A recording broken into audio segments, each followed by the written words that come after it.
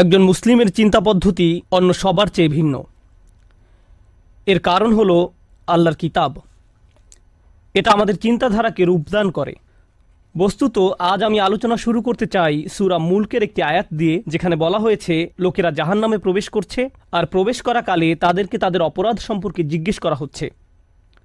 তখন তারা উত্তরে বলবে, ওয়াকালু লাউ কুন্না নাসমাউ আও নাকিল মা কুন্না ফি আসহাবিস সাঈর। বিখ্যাত একটি আয়াত। এবং তারা বলবে, যদি আমরা শুনতাম। চলুন এখানে একটু থামি। এখানে কি কথা বলা হচ্ছে? যদি কুরআন শুনতাম, যদি ইসলামের বার্তা শুনতাম, যদি উপদেশগুলো শুনতাম, যদি কুরআন শুনতাম। এই অংশটি সবাই বুঝে, কিন্তু এরপরের আয়াতে ওয়া নাকিলু বলা হয়নি, বলা হয়েছে আও নাকিলু, লাউ কুন্না নাসমাউ আও নাকিলু। আর আরবিতে আও অর্থ অথবা, যদি আমরা শুনতাম অথবা বিবেক বুদ্ধি প্রয়োগ করতাম। অর্থাৎ যদি শুনতাম অথবা অন্তত পক্ষে চিন্তা ভাবনা করতাম। কথাগুলো এইভাবে উপস্থাপনার পেছনে শক্তিশালী উদ্দেশ্য রয়েছে। একদিকে মুসলমানরা কিছু শুনলে সেখান থেকে কিছু শেখার চেষ্টা করবে। আমরা খুতবা শুনি, রিমাইন্ডার শুনি, লেকচার শুনি, কিছু পড়লেও আমরা ওইখান থেকে শিখি। এগুলো থেকে আমরা উপদেশ গ্রহণ করে থাকি এবং হতে পারে এগুলোর আলোকে নিজের ভালোর জন্য নিজের মাঝে পরিবর্তন আনি। অন্তত পক্ষে প্রত্যেকের মাঝে পরিবর্তনের চেষ্টা থাকা উচিত। এই মানুষগুলোর আজ এই পরিণতির অন্যতম একটা কারণ হলো, ভালো ভালো উপদেশ শোনার পরেও তারা নিজেদের পরিবর্তন করেনি। তারা শুনতে অস্বীকার করলো। মানে শ্রবণ করার দুইটা দিক রয়েছে। একদিকে কিছু কথা কানে প্রবেশ করা, আর অন্যদিকে সে কথাগুলো নিজের জীবনে প্রয়োগ করা। আরবি ভাষার ক্ষেত্রে এই কথা যেমন সত্য, তেমনি ইংরেজি ভাষার ক্ষেত্রেও সত্য। যেমন যখন একজন বলেন, আমি তাকে উপদেশ দেওয়ার চেষ্টা করেছি কিন্তু সে শোনেনি, এর অর্থ এটা নয় যে সে আমার কথা শুনতে পায়নি, বরং এর অর্থ হলো সে আমার কথা অনুযায়ী কাজ করেনি। তাহলে দেখা যাচ্ছে শ্রবণ করার মাঝে এই দুইটি দিক রয়েছে। কিন্তু পরের কথাটির উপর আজ আমি জোর দিতে চাই, অথবা যদি আমরা চিন্তা ভাবনা করতাম, যদি আমরা নিজেদের বিবেক বুদ্ধি প্রয়োগ করতাম। এই আয়াতের বাহিরে আরও বহু আয়াতে আমাদের বলেছেন একজন মুসলিমের নিয়মিত চিন্তা করা উচিত। এমনকি যখন সে কোনো শায়েকের কাছ থেকে কিছু না শুনে নিভৃতে বসে থাকে, তখনও তার চিন্তা করা উচিত। আমরা সর্বদা চিন্তাশীল মানুষ। তো যে বিষয়গুলো আমাদের চিন্তাশীল বানায় তা হলো আয়াত। আল্লাহর নিদর্শনগুলোর উদ্দেশ্য হলো লাআল্লাহুম ইয়াতাফাক্কারুন লিকওমি ইয়াকিলুন লাআল্লাকুম তাকিলুন লিয়াদাব্বারু লিআয়াতি, যাতে তারা এর আয়াতসমূহ নিয়ে গভীরভাবে চিন্তা করে। আর আয়াত বলতে শুধু কোরআনের আয়াত বোঝানো হচ্ছে না, চারপাশে আল্লাহর যে বিস্ময়কর সৃষ্টি রয়েছে তাও বোঝানো হচ্ছে। যখন বাহিরে গিয়ে আকাশের দিকে তাকান, তখন আপনার এটা নিয়ে চিন্তা করা উচিত। আমরা যখন বাহিরে কোনো গাছের দিকে তাকাই, তখনও আমাদের চিন্তা করা উচিত। মুসলিমদের তো এটাই করার কথা। সবাই যা দেখে আমরা তো তা নিয়ে ভিন্নভাবে চিন্তা করি। তারাও দেখে আর আমরাও দেখি, কিন্তু আমরা যখন দেখি আমরা এর সাথে অন্য কিছুও পর্যবেক্ষণ করি। আমরা চিন্তা করার সুযোগ দেখি। তো আজকের খুতবাহ এমন একটি বিষয় নিয়ে যা অনেকটা উপেক্ষিত। আল্লাহ আজ্জা জাল্লা চান আমরা যেন এই সম্পর্কে চিন্তা করি। তিনি চান আমরা যেন ব্যাপারটা গভীরভাবে ভেবে দেখি। এভাবে দুটি বিষয়ের মাঝে পার্থক্য তৈরি হয় যখন আমরা ভাষা কোরআন অধ্যয়ন করি এবং সামনে এগিয়ে যাই, অথবা আমরা থামি এবং আল্লাহ সুবহানাহু ওয়া তাআলা কি বলছেন তা নিয়ে গভীরভাবে ভেবে দেখি। তিনি এই অসাধারণ আয়াতে বলেন, ওয়া আওহা রাব্বুকা ইলান নাহলি। আল্লাহ ওহী অবতীর্ণ করেন, আপনার রব ওহী অবতীর্ণ করেন।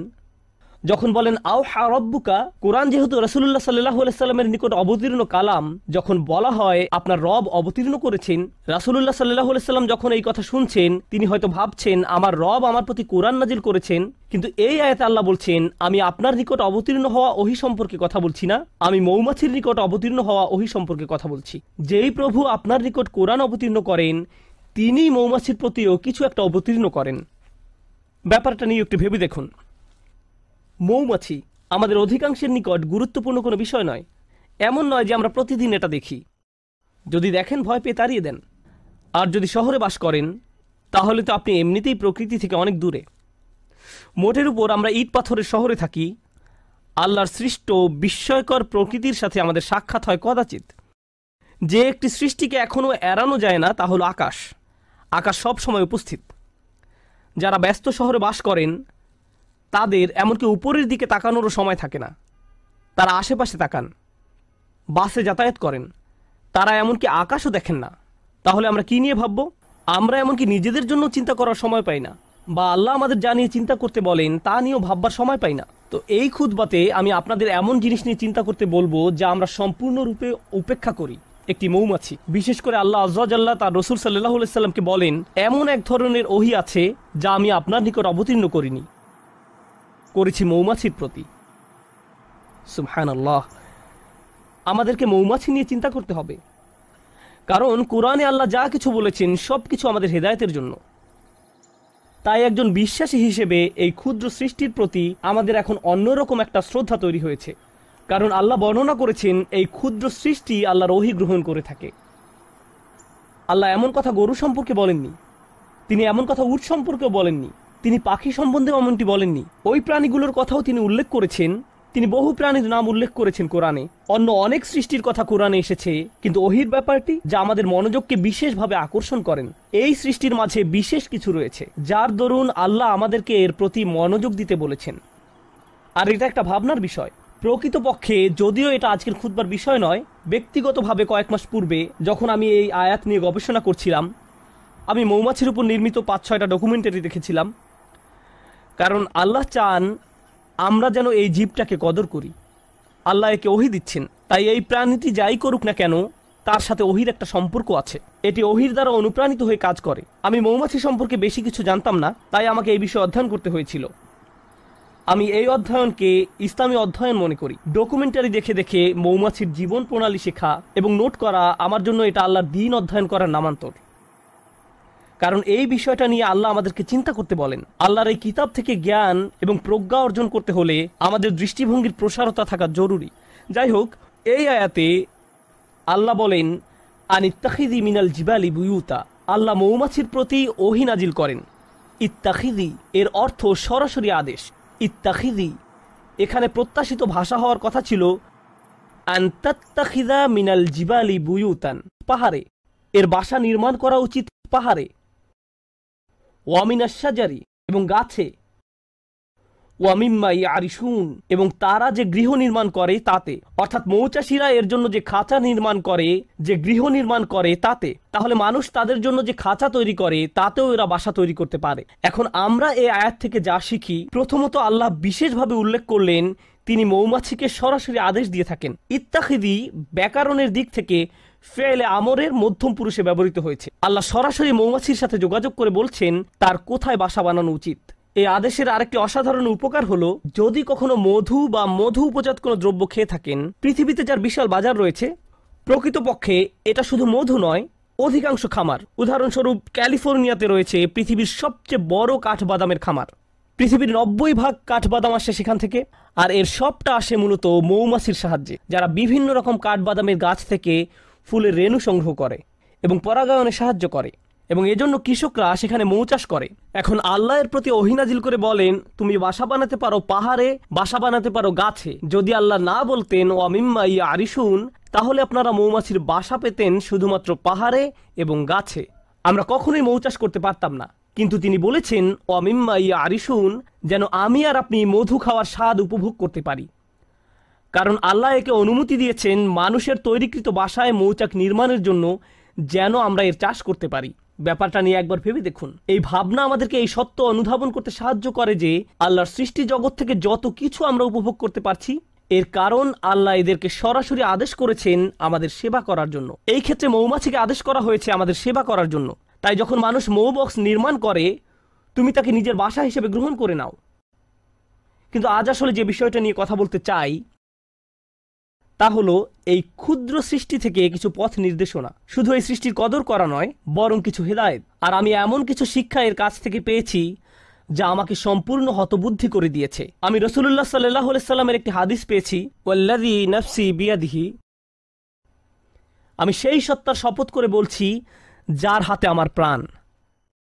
আল্লাহ রসুল সাল্লাল্লাহু আলাইহি সাল্লাম কোনো শপথ করা ছাড়াই যা ইচ্ছা বলতে পারতেন, কিন্তু তিনি সর্বপ্রথম আল্লাহর নামে শপথ করেছেন, কারণ তিনি এখন যা বলতে যাচ্ছেন নিশ্চয়ই তা আশ্চর্যজনক কোনো বিষয়। তিনি বলেন ইন্না মাসালাল মুমিন কামাসালিল নাহলা, ঠিক মৌমাছির মতো।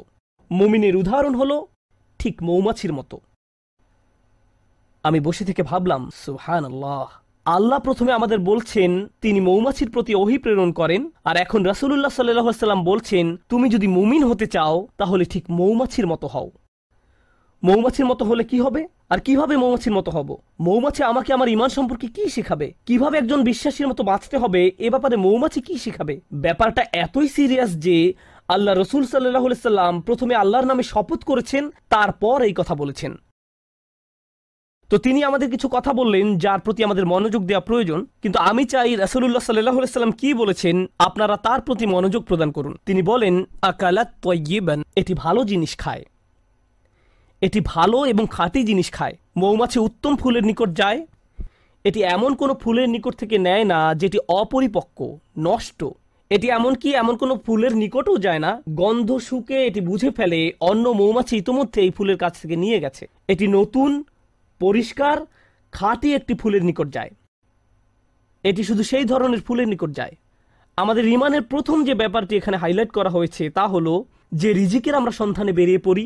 শুধু যে খাদ্য আহার করি তাই নয়, বরং যে রিজিকের পিছনে ছুটি, যে চাকরি আপনি পাবেন, যে ব্যবসা আপনি শুরু করবেন, যে টাকা আপনি কামাবেন এবং যে খাদ্য আপনি আহার করবেন, সব কিছুতে খাঁটি জিনিসের সন্ধান করুন। এমন জিনিসের অনুসন্ধান করুন যা খাঁটি, যা পবিত্র।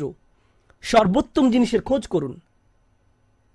আর জানেন তো, মৌমাছি সবচেয়ে ভালো ফুল না পাওয়া পর্যন্ত খুঁজতে থাকে। তাই আমাদেরও সেরাটা অর্জন করতে হবে। ফালিয়ুতিনহু, একজন মুমিনের দৃষ্টিভঙ্গি এমনই, তার উচিত দক্ষতা অর্জন করা। আপনাদের সবাই যখন কিছু করবেন তাতে দক্ষতা অর্জন করুন। আপনার উচিত সেরা হওয়া। এটাই মৌমাছি করে। সে সেরা ফুলের সন্ধানে থাকে, এটাই মৌমাছি করে। এটাই প্রথম শিক্ষা। তারপর তিনি বলেন, অওয়াদা তাইয়িবান, এটি উত্তম উপায়ে বসে। যেভাবে এটি ফুলের উপর বসে তা খুব সুন্দর। ব্যাপারটা ভালো এবং খাঁটি। আর আপনাকে এ সম্পর্কে গবেষণা করতে হবে।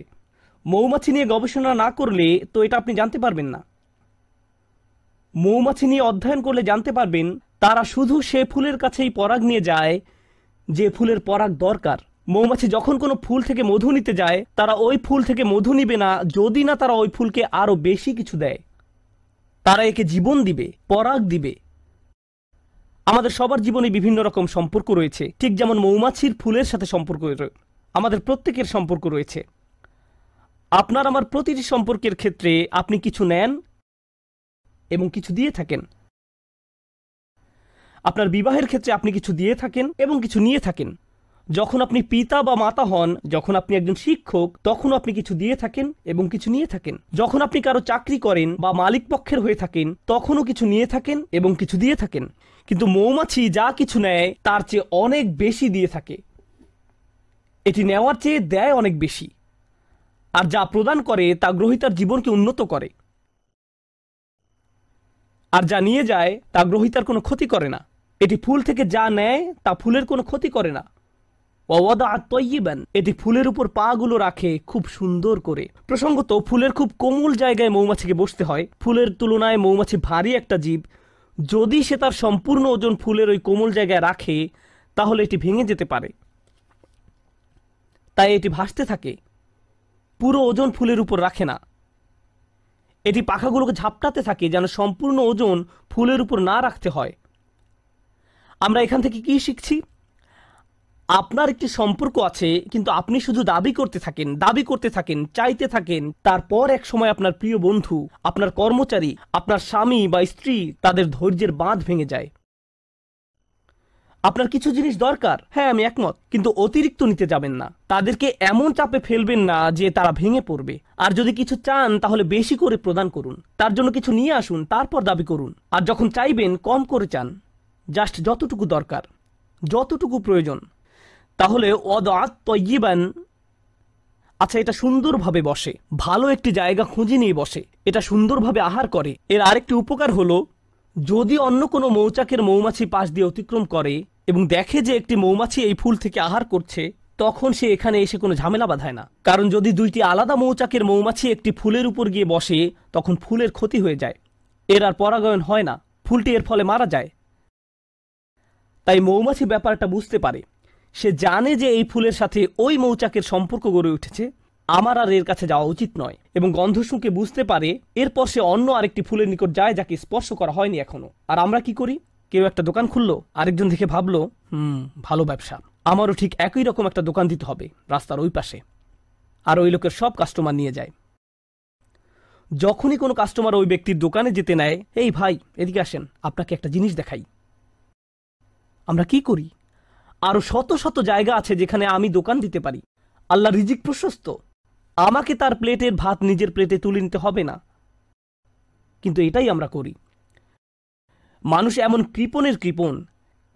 আমি এমন মুসলিম চাকরিজীবীর কথা জানি যারা অনেক টাকা কামায়। আমি এমন ডাক্তারদের কথা জানি যারা যথেষ্ট টাকা আয় করে, তারপর হয়তো কোনো মেডিকেল কলেজের ছাত্র যে হাসপাতালে ইন্টার্নশিপ খুঁজছে, আর এই ডাক্তার তার জন্য সুপারিশ করে না, কারণ হয়তো 5 বছর পরে সে আমার চেয়ে বেশি আয় করবে। আমি এটা চাই না। এভাবে আমরা একে অন্যকে সাহায্য করতে চাই না। অথচ একজন বিশ্বাসীর মনোভাব হওয়া উচিত ছিল এরকম, আচ্ছা সে তার রিজিক এখানে আয় করছে, আমার উচিত অন্য কোনো জায়গা যাওয়া। আমার তার রিজিকে ভাগ বসানোর দরকার নেই। পুঁজিবাদী সমাজের মতো গলা কাটার দরকার নেই। আপনি এই দুনিয়াতে অন্য মানুষের রিজিক দখল করে নিজের টাকা আয় করতে আসেননি। আমি শুধু আমার লাভ বুঝি, আমি এছাড়া অন্য কিছু বুঝি না। সুবহানাল্লাহ। আর নবী সাল্লাল্লাহু আলাইহি সাল্লাম বলেন, ওয়াকাআত ফালাম তাকসির, এটা বসে কিন্তু ভেঙে ফেলে না, এটা দাবি করে এবং নিজেরটা নেয় কিন্তু ভাঙে না। এটা নেয় সর্বোত্তম পন্থায়।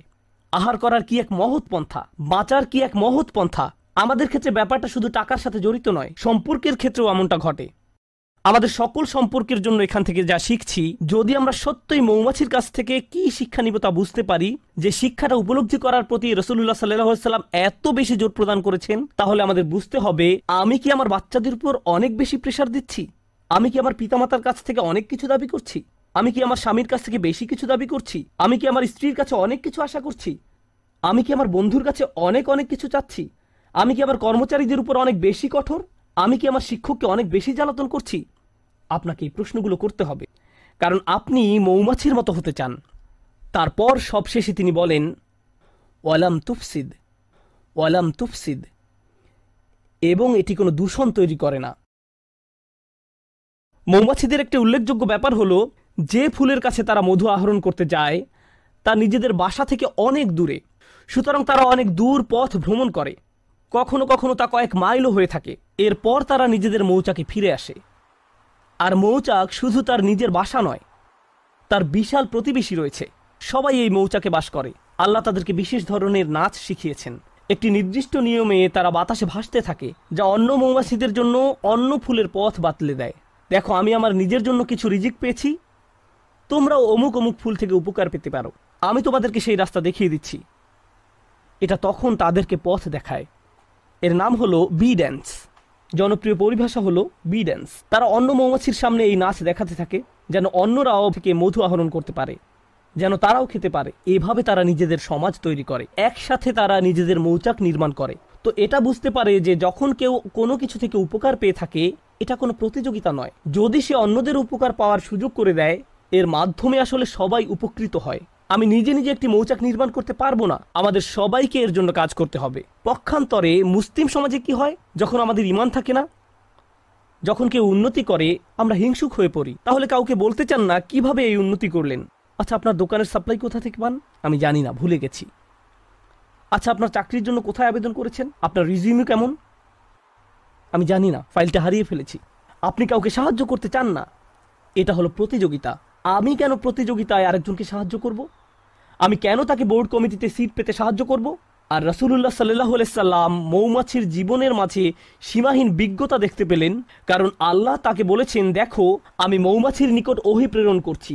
ওয়া আওহা রাব্বুকা ইলান নাহল, যে পথটা মৌমাছি অনুসরণ করে, আল্লাহ তাকে বলছেন সুবুলা রাব্বিক। মৌমাছি বৃত্ত তৈরি করে দুলতে দুলতে সামনে চলতে থাকে, কিন্তু আমাদের পক্ষে তাদের এই পথ ভ্রমণ দেখা সম্ভব নয়। আর আল্লাহ বলছেন, প্রতিটি বাঘ যে এটি নিয়ে থাকে সেটি তার রবের দেখানো পথ। আল্লাহ তাদের জন্য এই পথটি তৈরি করেছেন, আর তিনি এটাকে জুলুলান বলেছেন। এই আয়াতে যে হাল ব্যবহার করা হয়েছে তা হলো জুলুলান। আল্লাহ বর্ণনা করেছেন মৌমাছি নম্রতার সাথে এগিয়ে চলে। এর একটা চাকরি আছে, গুরুত্বপূর্ণ কাজ আছে, এটা একটা মিশনে আছে, এটা একটা লক্ষ্য পানে এগিয়ে চলছে, কিন্তু তাই বলে এটা অহংকারী নয়। অনেক সময় দেখবেন মানুষ ব্যস্ত সময় কাটালে কেমন জানি অহংকারী হয়ে ওঠে। আমি মারাত্মক ব্যস্ত, তোমার জন্য আমার সময় নেই, পরে কল দিও। আর আপনাদের মাঝে কেউ কেউ বড় চাকরি করেন, মাকে কল দেওয়ার সময় নেই। অন্যদিকে মৌমাছি জুলুলান তথা কাজ করতে যাওয়ার সময়ও নম্রভাবে পথ চলতে থাকে। সুবহানাল্লাহ। সব শেষে যা বলতে চাই, আর 2 মিনিট সময় আছে, আমি মৌমাছি নিয়ে শেষ একটি কথা বলতে চাই।